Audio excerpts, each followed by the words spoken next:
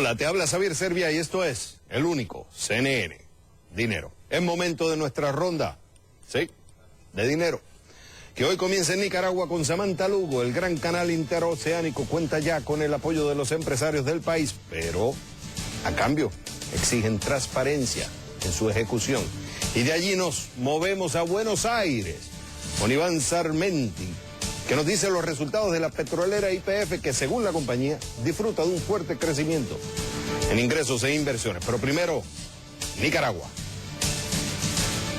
Los empresarios nicaragüenses apoyan el proyecto del Gran Canal Interoceánico, pero demandan transparencia y respeto al orden jurídico e institucional.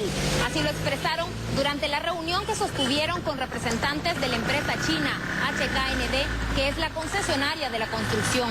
Esta reunión fue solicitada por la Cámara de Empresas Americana de Nicaragua, con el fin de aclarar y obtener información de primera mano sobre los planes de construcción del canal.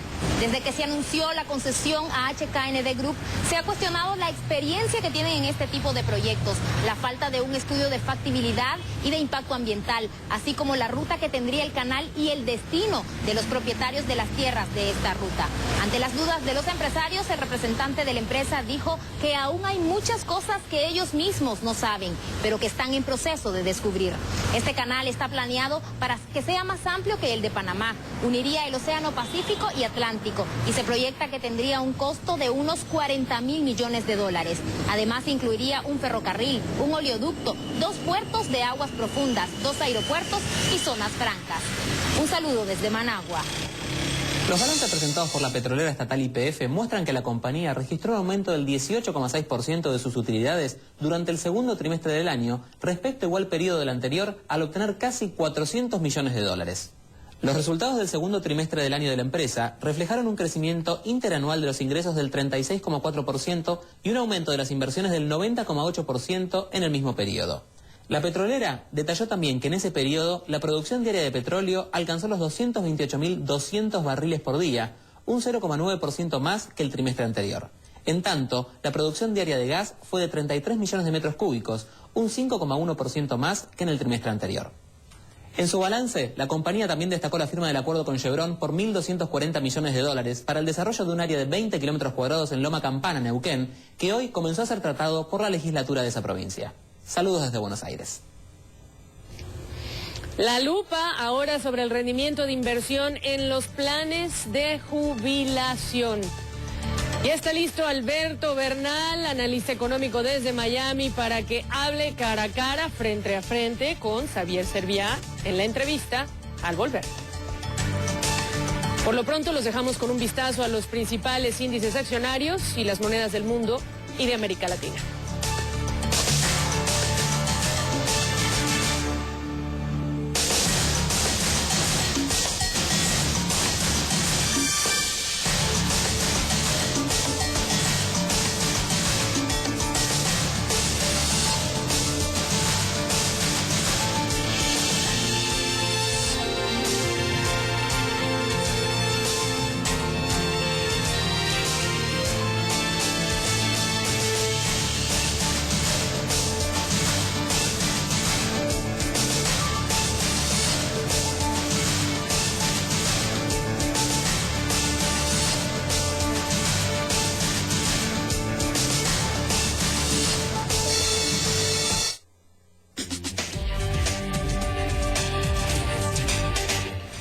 Que se sepa, las acciones de Apple llegan a los $500 por primera vez desde el 23 de enero. Síguenos por Twitter en @CNN y retuitea esa historia, claro, para que se sepa.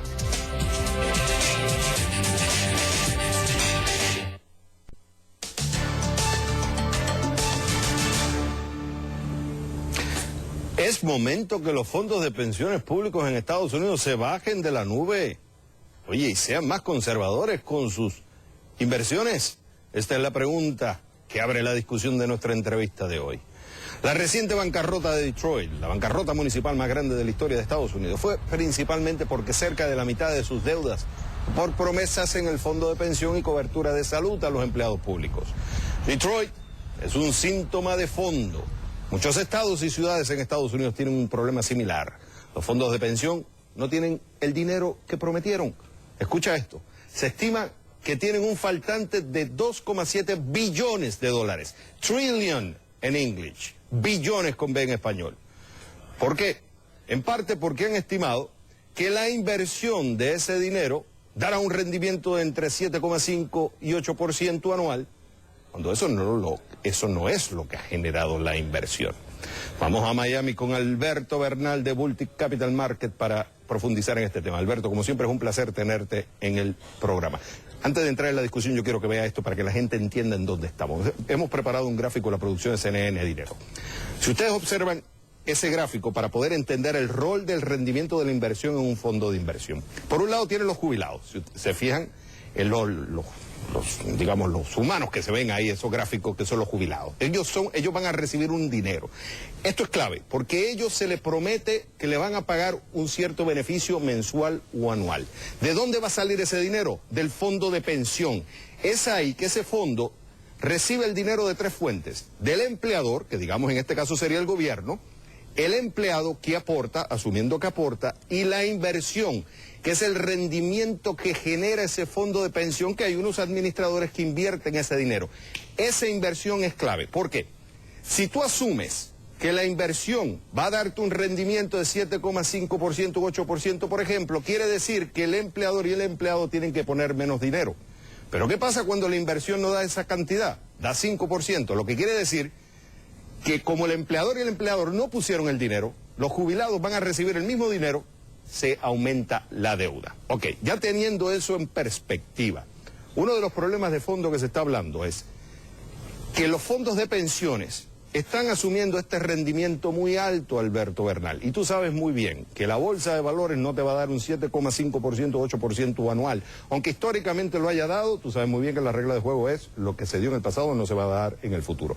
Y segundo, cuando tú asumes que te va a dar un 7,5% o un 8%, tú tienes que tomar mucho riesgo, lo cual es otro problema que hay. Al tú bajar eso a 5%, es verdad que te va a dar menos rendimiento a la inversión, lo que obligaría a que el empleador y el empleado pongan más. ¿Qué dices tú?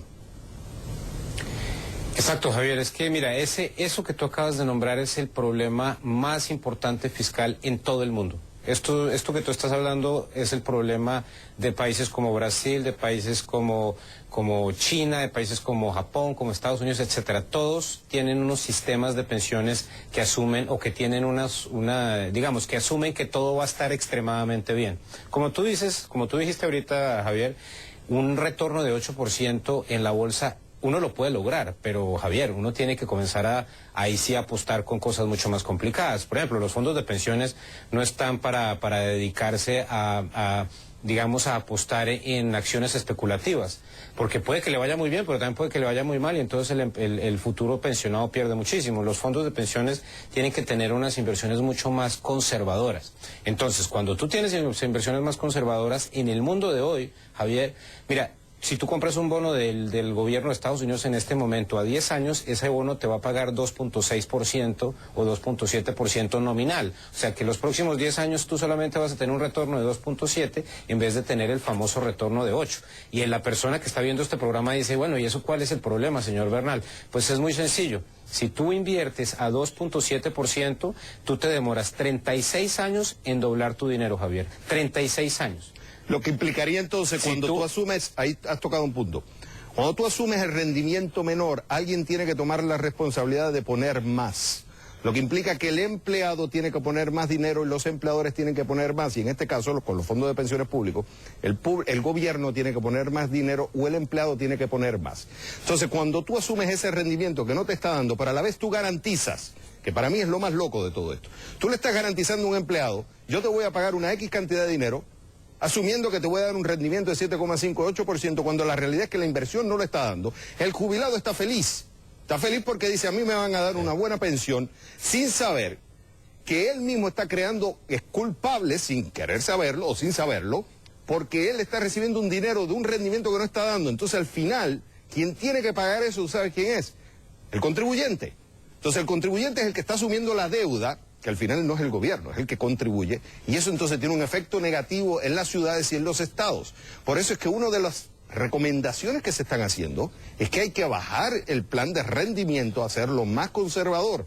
Pero el problema es que muchos de esos planes están establecidos por contrato porque las garantías están establecidas por contrato, lo que implicaría cambiar el contrato y eso implica otro problema serio. Pues mira, lo que hay que implica es, hay unas cosas, esto es todo legal, pero hay una cosa que se llama los derechos adquiridos. Entonces, desafortunadamente, porque esto es así, para cambiar este problema, Javier, ya no podemos cambiar los términos de las personas que están jubiladas en este momento. Lo que hay que hacer es cambiarle los términos a las personas que se van a jubilar después. Por ejemplo, déjame darte un ejemplo. El futuro policía o bombero que se va a retirar en Nueva York ya no se puede retirar a los 59 años, sino se tiene que retirar a los 65, por ejemplo. Y dos, ya no se va a retirar con el salario del último año, sino se tiene que retirar con el promedio de salario de los últimos 10 años. ¿Para qué? Para que ese valor del retiro sea menor y se vuelva un poco más manejable el costo fiscal. Entonces, las personas que estén viendo de golpe a este señor, ¿qué le pasa? Está diciendo que se le bajen las pensiones a las personas. Y la respuesta de Javier es sí. Es que desafortunadamente la gente en el mundo está viviendo más tiempo y hay menos jóvenes para pagar los impuestos que necesitan para pagarse estas pensiones. Entonces, nos guste o no, esto es como cuando uno se enferma, tiene que tomarse la medicina, o si uno le da cáncer, tiene que tratarse con quimioterapia, así sea muy complicado el tratamiento. Pero las cosas son como son y el sistema actual no aguanta más. Entonces, la única opción aquí, Javier, es cambiar el sistema, que es implicar que se incrementa la de retiro, disminuir la pensión y principalmente a futuro cambiar la forma como se pagan las pensiones, que ya no sea un valor definido, sino que sea correspondiente a lo que logró corresponder el retorno de esa inversión. Lo que llega a conclusión es que el empleado tiene que aportar más dinero si quiere tener más dinero en el retiro y que asuma la responsabilidad de sus inversiones. Si pierde dinero es su responsabilidad. El gobierno pone una parte, tú pones tu otra parte. ¿Tú quieres más dinero en el retiro? Pon más. Pero no pongas en riesgo a los contribuyentes, que al final es la crisis que tenemos hoy con los fondos de pensiones de los Estados Unidos. Alberto Bernal, como siempre para mí es un placer tenerte en el programa. Muchas gracias por la invitación, Javier. Hasta luego. Bueno, pues de las pensiones a la economía del dragón. Al volver, Diego Laje nos dará a conocer el arte de los negocios en China.